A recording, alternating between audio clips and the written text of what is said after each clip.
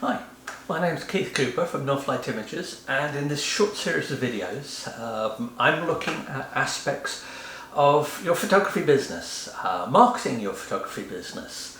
Now, the stuff I'm going to cover in some of these talks it's not rocket science. This is basic marketing, but it is a problem that I found many photographers over the years have a difficulty with aspects of marketing.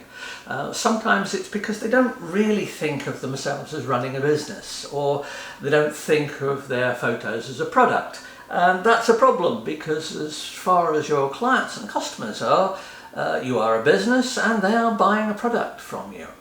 Now, it might be slightly different if you're in the sort of fine art area selling large prints and things, but that's even then is still a business when it comes to marketing your prints, and I've got videos that cover that as well. This is about basics of marketing, and I freely admit I probably saw some of this stuff in a talk years ago, sat somewhere, went somewhere for a free lunch and got a talk about business thrown in, and somebody tried to sell me something as well. See, I've forgotten what they tried to sell me, but I have remembered this, and if you told me where it was, I'd probably remember what the lunch was as well. It's about priorities, whatever. Anyway, this is about the M's of marketing, and it's a simple way of looking at stuff, and I say there are lots of ways, it's pretty basic stuff. All the various M words that cover aspects of marketing. First of all, your market. Do you know who they are? Do you know where they are? Do you know what value they are to you? If you choose a market where nobody's going to pay you the rates you need to live off, then it's not going to work very long for your business. You need to know who they are, what they'll spend, what they want. Know your market, it's a key. Also, know whether they will work with you. Now, there's some companies may only work with approved suppliers and various things, or they may want somebody that of a business set up that you don't have. They might want some ridiculous amount of professional indemnity insurance or something like that. Now, that could be addressed if need be, if the job is worthwhile. But you need to know if they'll work with you. That's your market that you need to understand. If you don't know who you're going to market your work to, what chance have you actually? They're not just going to stumble across you and go, oh, this person can do our photography for us. It would be nice. I can say it's happened once or twice since 2004 when I took up being a professional photographer. It happens vanishingly rarely. It simply doesn't happen. Next, this market, what is your message? So we've got market, message.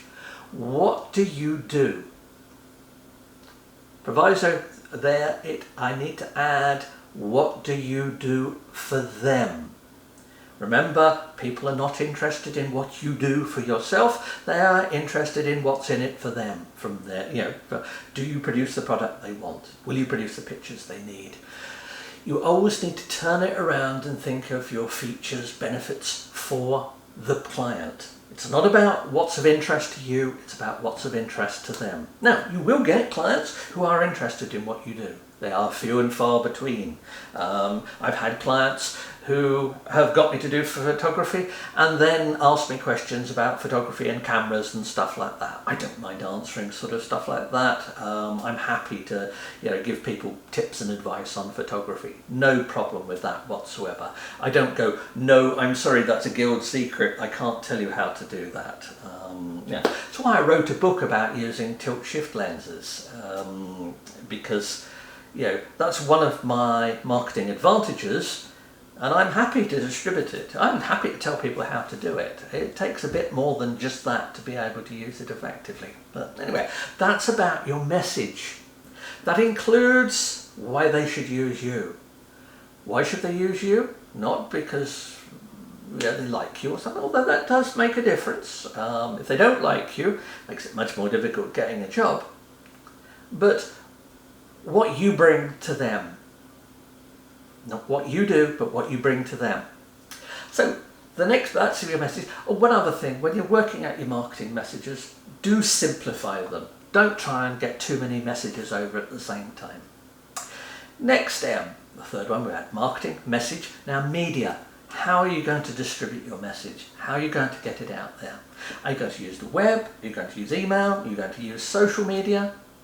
Well, there are lots of different ways. Don't just follow fashion. Somebody says, oh, you absolutely need to do this to get your work out there. Actually look at, where does your market get its information? Where do they find information? Because if you're not putting your message out to the right place, how are they ever going to find you? So that's the first three M's: market, know your messages, know by what media you're sending it out. Now we come to perhaps somewhat more nebulous ones, your mindset. This is the tricky one that people find difficult to think about. Do you actually want more work? Now this is a problem that a lot of photographers have, is they don't feel comfortable with marketing. Now that's partly because of people in marketing they may have met, although I would say you're probably confusing that with people in sales that you have met and maybe have not quite felt that's the way you want to approach things. Well, you don't have to. You need to get an appreciation for the people side of it. People buy from other people. People get their services from other people. So you need to make your business you as part of your business. If it's a larger business and there are several photographers, you need to feature the people as well. You need to give it a human touch. I don't know any photography businesses with lots of photographers in it, so I can't really say much for that. But you need to get over that, there is something you're offering, and that by dealing with you, they are getting a personal service, they are getting a particular benefit. Always remember, turn it round to the benefits that they are getting from using you. It's not easy. Social networking, social media even, is not for everybody. I'm quite happy doing networking events, going around, having what used to be when people mixed a bit more. Hopefully we'll get back to that sometime. But I'm happy going around, having a drink, having some food, chatting with people. Don't just talk about yourself, ask them what they do. If possible, if you've met them before, try and remember things like if they have kids and things like that. Now I'm hopeless at this, I never remember stuff like this, but I still do try and convey some sense of interest in what they're doing, because people like talking about themselves. Give them an opportunity and fit it in, and also make sure, remember, you're looking for your market, your message. This is a media. If you have some pictures with you, show some pictures or whatever. Just purely depends on what sort of business you've got and whether they're interested in it or not. Remember, it's about them, it's not about you. So there's your mindset. If this is a bit tricky, what about outsourcing some of your marketing? Well, that's okay. You'll find an awful lot of people offering to run social media campaigns for you and various other things like that. In fact, social media experts are much like the people who sold picks and shovels during the various gold rushes. I would say some of them are like various other businesses that prospered during the gold rushes in places like that. But it really, there's no point in using them unless you have some way of measuring performance. We'll put out 20 tweets a month for you. We'll put out 100 tweets a month for you. Yeah, great, 100 tweets a month. What returns you get on those? How do you evaluate it? Any social media marketing campaigner worth their salt will be able to say to you, here's what we're going to be able to do, and here is how we will measure the results for you. If they don't have a way of measuring results, or suggest that it's something that you can do yourself and you should look at this, be a bit careful with it. But if you don't set targets, how can you measure any success? Or whether you're just spending money for no good reason because somebody said you ought to.